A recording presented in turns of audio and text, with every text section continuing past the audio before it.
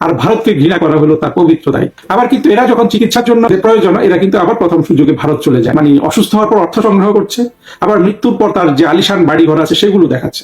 এই কায়সার হামিদ কেন সে প্রধানমন্ত্রী শেখ হাসিনার যে বাসভবন ছিল গণভবনে ডাকাতি করতে গিয়েছে? কারণ হলো কায়সার হামিদ পাবলিক কোম্পানি খুলে অনেক মানুষের টাকা আত্মসাৎ করেছে, সেই টাকা সে ফেরত দিচ্ছিল না। 10 বছরের মাথায় সরকার তাকে গ্রেপ্তার করতে বাধ্য হয়েছিল। দত্ত ইউনূসের শাসনামলে যেসব মব হয়েছে, মবে যেসব মানুষ খুন হয়েছে, সেগুলোকে নিয়েও সে আবার উল্লাস প্রকাশ করেছে। কারণ রাষ্ট্র সমাজ সেটা আসলে মননশীলতার পথে যদি না যায়, সেই রাষ্ট্র বারবার হোঁচট খায়। ফুটবল খেলোয়াড় কায়সার হামিদের মেয়ে কারিনা মারা গেল, তাতে চাঞ্চল্য, শোক, বিতর্ক এগুলো যেমন তৈরি হয়েছে, তেমনি এই অবিকশিত বাংলাদেশ সমাজের বিভক্তি আর অপ্রীতির বা প্রীতিহীনতার যে চেহারা ফুটে উঠেছে, সেটা নিয়ে এই ভিডিও। প্রথম কথা হলো, মেয়েটার স্বাস্থ্যের যে অবস্থা ছিল সেটার যেটা প্রকাশ পেয়েছিল, সেখানে কায়সার হামিদ যেটা প্রকাশ করেছিল, তখনই মনে হয়েছিল যে মেয়েটা বাঁচবে না, আমার কাছে অন্তত মনে হয়েছিল। তারপরও দেখা গেল যে এই মেয়ের বাবা কায়সার হামিদ অত্যন্ত দামি গাড়িতে বসে মেয়ের কথা জানিয়েছে। পরবর্তীতে মেয়েটার জন্য তারা অর্থ সংগ্রহের মতো কাজ করেছে এবং যথারীতি মেয়েটাকে ভারতে নিয়ে যাওয়া হলো এয়ার অ্যাম্বুলেন্সে করে, সেখানে সে মারা গেল। আবার মৃত্যুর পর আমি অত্যন্ত বিখ্যাত এক লাল বদর নামে পরিচিত এক সাংবাদিক শাহনাজ মুন্নির একটা ফেসবুক পোস্টে দেখলাম যে সেখানে কায়সার হামিদ আবার এই মেয়ের মৃত্যু সংবাদ দিচ্ছে, এবং মৃত্যু সংবাদ দিতে গিয়ে এই লোক সে দেখাচ্ছে তার বাড়ি, এবং সে কিভাবে দেখালো, সে কি এখন ভারতে না বাংলাদেশে আমি জানি না। আমি ওই যে ভিডিওটা দেখলাম, যার কাছ থেকে দেখলাম তার নামও বললাম, সেখানে সে দেখাচ্ছে তার বাড়ি এবং এই কারিনার শয্যা কক্ষ এগুলো। এটা দেখার সাথে সাথে যেটা দেখা গেল যে বিশাল এক অ্যাপার্টমেন্ট বা বাড়ি, ভেতরে বিশাল শয়ন কক্ষ, প্রাচুর্যের চিহ্ন, এবং লোকটা বলতে গিয়ে একটুখানি কান্নার ভাব করলো, কিন্তু সে কাঁদলো না। ওটা দেখিয়ে ভিডিওটা আর নাই, কিন্তু অদ্ভুত লাগে যে এই কায়সার হামিদ জাতীয় লোক, কায়সার হামিদকে আমি এই জন্য আলাদাভাবে নিন্দা করছি না, বাংলাদেশের এই যে একটা ধনী শ্রেণী, প্রিভিলেজ সোসাইটি তৈরি হয়েছে, এদের মধ্যে মৃত্যু শোকও কিন্তু এদেরকে কাবু করে না। সারা বাংলাদেশ হয়তো মেয়েটার জন্য শোক করছে, আমার কাছে কায়সার হামিদের চেহারা দেখে মনে হয়নি সে শোকগ্রস্ত। কারণ শোকগ্রস্ত মানুষ এইভাবে ভিডিও করে ওই মেয়ের শয্যা কক্ষ ইত্যাদি দেখাতে পারে না, পারে হয়তো 6 মাস পরে পারে। মেয়েটা মারা গেছে এখনই সে দেখাচ্ছে, আর তাতে দেখা গেল যে এরা অত্যন্ত ধনী। এদের আসলে বাংলাদেশের যে এখনো ব্যাপক সংখ্যক মানুষ দরিদ্র, তাদের যে এত বড় আলিশান বাড়ি নাই, এত বড় আলিশান শয়ন কক্ষ নাই। বাংলাদেশের অনেক পিতা মাতার যে তার শিশুকে বা কন্যা পুত্র যাই হোক, তাদেরকে একটা পুতুল কিনে দেওয়ার ক্ষমতা রাখে না। এই ব্যাপক জনগোষ্ঠীর সাথে কায়সার হামিদদের কোনো সম্পর্ক নাই। আমরা সবাই জানি বাংলাদেশে এই ধনী শ্রেণীটা গড়ে উঠেছে বিভিন্ন কারণে, এবং এদের বেশিরভাগ যেই অর্থ কামিয়েছে সেই অর্থের সাথে পরিশ্রমের চেয়েও দুর্নীতি, সুযোগ সুবিধা গ্রহণ এগুলো অনেক বেশি জড়িত। এই কায়সার হামিদ কেন সে প্রধানমন্ত্রী শেখ হাসিনার যে বাসভবন ছিল গণভবনে ডাকাতি করতে গিয়েছে? কারণ হলো কায়সার হামিদ পাবলিক কোম্পানি খুলে অনেক মানুষের টাকা আত্মসাৎ করেছে, সেই টাকা সে ফেরত দিচ্ছিল না। 10 বছরের মাথায় সরকার তাকে গ্রেপ্তার করতে বাধ্য হয়েছিল। এই যে একটা অপরাধী, একটা দস্যু সে ব্যক্তিগত জীবনে, অবশ্য তার চেহারায় অবয়বে এক ধরনের সারল্য আছে, অশিক্ষাজনিত সারল্য, সেটা এখানে আমার কাছে বড় বিষয় নয়। যে মানুষের অর্থ চুরি করা একটা লোক, তার সেটা না করলেও সে পারত। তার মা বিখ্যাত ইত্যাদি, হয়তো আগে থেকেও টাকা পয়সার মালিক, কোনটা তো আর জানি না। তারপরে সে পাবলিক কোম্পানি খুলে সে আবার মানুষের অর্থ তছরূপের কাজ করেছে, এবং সেটাতে যদি সরকার বাধা দেয়, সরকার যদি সেই কাজে বাধা দেয়, তখন তাকে আবার সে সরকারের উপর খেপে যায়, এবং সে এই সরকার কোনোভাবে পড়ে গেলে সে ওই প্রধানমন্ত্রীর বাড়িতে ডাকাতি করতে যায়। আচ্ছা বলুন তো, এই যে কায়সার হামিদ তার সপরিবারে এবং যে মেয়েটা মারা গেল সেও এবং তার যে স্ত্রী, এরা তিনজন যে গণভবনে ডাকাতি করলো, গণভবন থেকে চিরুনি নিয়ে এসে, ব্যাগ নিয়ে এসে, তারপরে ল্যাপটপ চুরি করে ওরা নিয়ে এসে এগুলোর পাবলিক প্রদর্শনী করেছে। কায়সার হামিদের এই যে অপরাধ এবং আমাদের মুক্তিযুদ্ধের পক্ষের শক্তির দৃষ্টিতে যেই অমানবিক কাজ কায়সার করেছে, সেটা কি তার মেয়ের মৃত্যুতে আজকে যে শোক তৈরি হয়েছে বা যে যে অসুন্দর দৃশ্য তৈরি হয়েছে, তাতে কি কায়সারের ওই অপরাধ মুছে যাবে? মুছে যাবে না। আসলে আমরা বুঝি না যে আমাদের এই অবুঝ মানুষগুলি এরা এমন এমন কাজে জড়িয়ে পড়ে,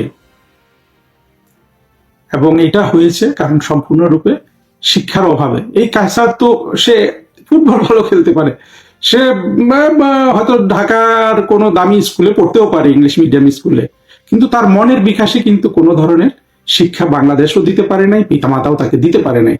ফলে দেখা যায় মেয়ের মৃত্যুতে সে মানে অসুস্থ হওয়ার পর অর্থ সংগ্রহ করছে, আবার মৃত্যুর পর তার যে আলিশান বাড়ি ঘর আছে সেগুলো দেখাচ্ছে। কায়সারের যে সামাজিক অবস্থা, সামাজিক বলতে অর্থনৈতিক অবস্থা, সেখান থেকে তো সে মেয়ের জন্য চাঁদা তুলতে পেরেছে। বাংলাদেশের কোটি কোটি মানুষ আছে যাদের মেয়ে এরকম অসুস্থ হয়ে গেলে তাদের কাউকে বলারও থাকে না, তারা কিন্তু আবার তাদেরও আত্মসম্মান বোধ আছে, এরকম কোটি কোটি মানুষের, তারা এগুলো নিয়ে এরকম কিছু করে না, নীরবে কিন্তু মেয়েকে বিদায় দেয়। কায়সার দুই জায়গায় কিন্তু সৌন্দর্য রক্ষা করতে ব্যর্থ হয়েছে, কিন্তু সে কি করতে পেরেছে? সে সমাজের সহানুভূতি তৈরি করতে পেরেছে, বিশেষ করে যেই সমাজটা আমাদের এই বিভক্ত সমাজের যে অংশটা মুক্তিযুদ্ধের বিরোধী শক্তি, তাদের পক্ষ থেকে এই কায়সারের মেয়ের জন্য যথেষ্ট সহানুভূতি দেখাচ্ছে। প্রচুর লাল বদর আমি দেখলাম যে এই মেয়ের প্রতি শোক জানিয়েছে। আর মৃত্যু যেহেতু একটা রহস্যময় ব্যাপার, মৃত্যুর পরে কি হবে এটা নিয়ে ধর্ম একভাবে ব্যাখ্যা করে, বিজ্ঞান একভাবে ব্যাখ্যা করে, আধ্যাত্মিকতা একভাবে ব্যাখ্যা করে। এখান থেকে ধর্মের যেমন উৎপত্তি, আবার ধর্ম ব্যবসারও তো তেমনই উৎপত্তি হয়েছে। কিন্তু সত্য কথা হলো, মৃত্যু কিন্তু একটা ট্র্যাজেডি। এই ট্র্যাজেডি এতটাই যে এটা নিয়ে খুব বেশি আহ্লাদিত হওয়ার কিছু নাই। আমাদের মুক্তিযুদ্ধের পক্ষের অনেক মানুষ এই মৃত্যুতে আনন্দও প্রকাশ করছে, আবার আমরা দেখছি যে অনেক সেন্সিবল মানুষ, এই মুক্তিযুদ্ধের পক্ষের আওয়ামী লীগের সমর্থক, যারা বাংলাদেশকে অসাম্প্রদায়িক গণতান্ত্রিক রাষ্ট্র হিসাবে দেখতে চায়, যারা প্রধানমন্ত্রী শেখ হাসিনা, বঙ্গবন্ধু, তাদের মানবিক গুণাবলীর স্মরণেও বাংলাদেশকে তাদের হাতে রাখতে চায়, তারা কিন্তু আবার যারা এই নিজেদের পক্ষেরই যেসব লোকজন এটাতে এই মৃত্যুতে আসলে খুশি তো না। এই মেয়েটা যে অপকর্মগুলা করেছে এই জীবনে, অর্থাৎ তার জীবনে 24-এর জঙ্গি উত্থানের পর থেকে অপকর্মগুলা কিন্তু খুবই সিরিয়াস। কি করেছে সে একে তো পিতা মাতার সাথে গিয়ে গণভবন ডাকাতি করেছে, সেগুলো নিয়ে সে সোশ্যাল মিডিয়াতে, তার কিন্তু নিজের কোনো বিকাশ নাই, মেয়েটার বিকাশ তো নাই, কোনো সৃষ্টিশীল শিক্ষাও নাই। এই ধরনের মেয়ে বা আমাদের সমাজের এই অংশটা, বিশেষ করে মুসলিম লীগের এই অংশটা যারা পাকিস্তান চায়, তাদের পুরো সংস্কৃতি হলো যে বোম্বাই, অর্থাৎ ইন্ডিয়ান যে সিনেমা ইন্ডাস্ট্রি আছে সেটা থেকে আহরণ করা। এই মেয়ের দেখবেন সে নাচ দিচ্ছে, কথা বলছে, ইত্যাদি ইত্যাদি, সবকিছু কিন্তু বোম্বাই মুভি ইন্ডাস্ট্রি থেকে ধার করা। তার নিজের কোনো সৃষ্টিশীলতা সেখানে নাই। চুরি করা বিদ্যা দিয়ে সে সেলিব্রিটি হয়েছে। এবং সে করেছে কি, এবং 2024-এর জঙ্গি উত্থানের পর দত্ত ইউনূসের শাসন আমলে যেসব মব হয়েছে, মবে যেসব মানুষ খুন হয়েছে, সেগুলোকে নিয়েও সে আবার উল্লাস প্রকাশ করেছে। তাহলে মেয়েটা তো কোনো ধরনের মানবিক শিক্ষায় শিক্ষিত হতে পারেনি। মানবিক শিক্ষায় শিক্ষিত কোনো মানুষ গণভবন ডাকাতি করতে যায় না, সে বিষয়েও আমাদের ভাবতে হবে। এই কায়সার হামিদ হয়তো ব্যক্তিগত বিদ্বেষে শেখ হাসিনার বাড়ি, বাসভবন ডাকাতি করতে গিয়েছিল। আমরা যত মানুষ এই ডাকাতিটা করতে গিয়েছিল, জঙ্গিরা ছাড়া, জঙ্গিরা গিয়েছিল সেখানে পিওর ঘৃণা নিয়ে, বাকিরা কিন্তু গিয়েছে সমাজে কোনো ধরনের অপরাধ করে, যে অপরাধে সে শাস্তিটা সে মনে করে যে সে প্রাপ্য না, কেননা সে সমাজে প্রতিষ্ঠিত। একই দোষে দুষ্ট কিন্তু ইউনূস। ইউনুস এত বড় অপরাধী, ইদানিং ইউনুসের অপরাধের একটা ভিডিও, ইউনুস যে বাকপটু একজন অপরাধী সেটা সে ওই ঢাকা শহরের রাস্তায় দাঁড়িয়েই বলে দিচ্ছে সে কি কি অপরাধ করেছে। যদিও সে ওইটা ভিন্ন দৃষ্টিভঙ্গি থেকে বলেছে, কিন্তু সেখানে সেই ভিডিওতে আমরা দেখছি সে তার অতীতের অপরাধগুলো সে কিন্তু একেবারে সুন্দর একটা লিস্ট বানিয়ে দিয়েছে।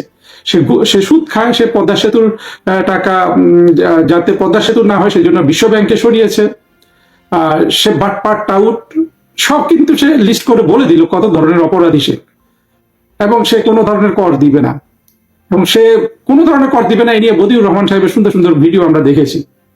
অর্থাৎ ইউনুস যে ইয়ে পেয়ে গেছে, নোবেল প্রাইজ পেয়েছে, এই জন্য ইউনুসকে বাংলাদেশ কোনো ধরনের তার অপরাধের শাস্তি দিতে পারবে না। শাস্তি দিলে সে খেপে যাবে।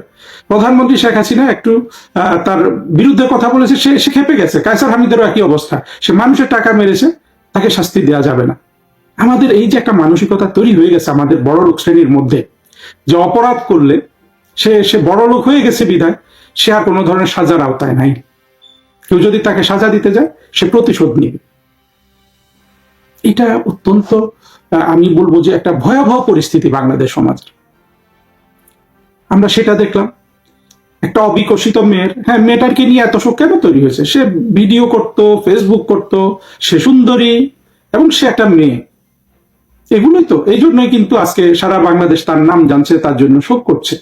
এবং আমাদের কাছে আরো একটা দুঃখের বিষয় দেখা গেল যে এই মেয়ে সহ আরো অনেকগুলা ছেলে মেয়েকে নিয়ে আওয়ামী লীগেরই লোকজন প্রধানমন্ত্রী শেখ হাসিনার কাছে তাদেরকে নিয়ে গিয়েছিল, এবং তারা প্রধানমন্ত্রী শেখ হাসিনা চারিদিকে দাঁড়িয়ে ছবি তুলেছে। সেই ছবি এখন আসার পরে বাংলাদেশের মুক্তিযুদ্ধের পক্ষের যেসব নিরীহ তরুণ তরুণী শুধু বাংলাদেশকে ভালোবাসে, শেখ হাসিনাকে ভালোবাসে, এই জন্য তারা তাদের পক্ষে দাঁড়িয়েছে শত নির্যাতন সহ্য করে, তাদের অনেক কষ্ট লেগেছে। কারণ এই লোকগুলো, এই তরুণ তরুণী বা এই মানুষরা কখনো শেখ হাসিনার সাথে একটা ছবি তোলার এই জীবনে সুযোগ পায়নি।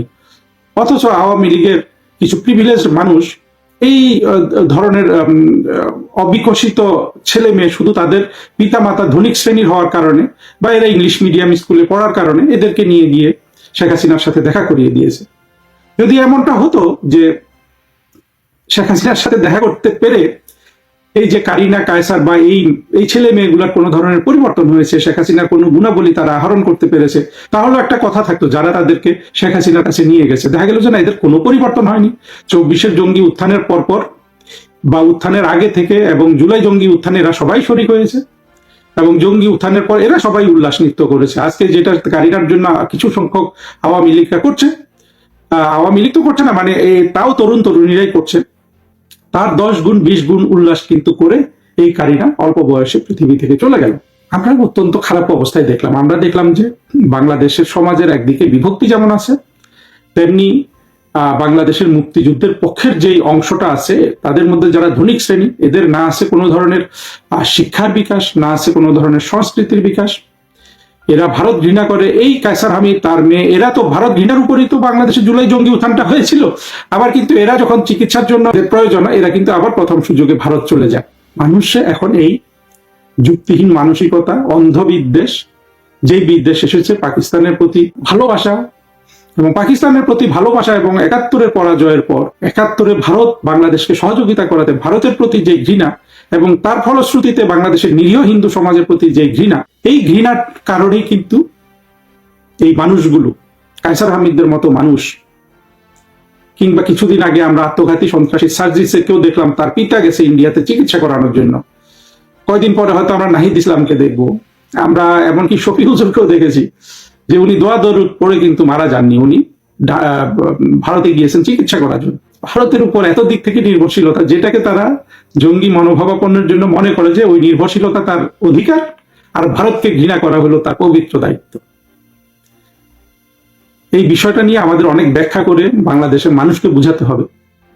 কিন্তু আজকে যেটা আমরা দেখলাম নতুন করে, বাংলাদেশ সমাজের বিভক্তি, বাংলাদেশ সমাজের কোনো ধরনের মননশীল উন্নয়ন না হওয়া, সেটা আমাকে অত্যন্ত বিচলিত করে। কারণ রাষ্ট্র সমাজ সেটা আসলে মননশীলতার পথে যদি না যায়, সেই রাষ্ট্র বারবার হোঁচট খায়, যেটা আমরা 24-এর জঙ্গি উত্থানে খেয়েছি।